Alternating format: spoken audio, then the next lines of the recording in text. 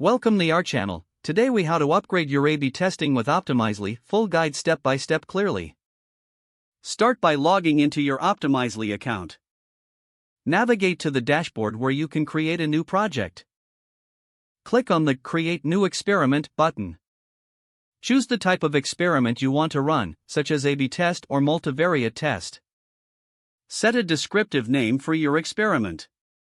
Define your target audience by selecting relevant user segments. Select the specific URL you want to test. Once the URL is loaded, choose the element you want to modify. Use the visual editor to make changes to your web page.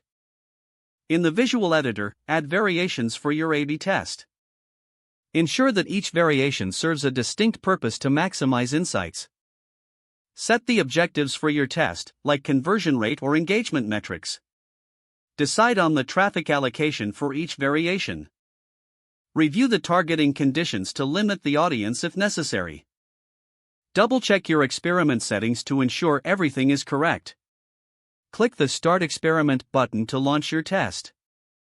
Monitor the progress of your experiment in real time through the dashboard. Analyze the data gathered throughout the test duration. Use Optimizely's reporting tools to evaluate the performance of each variation.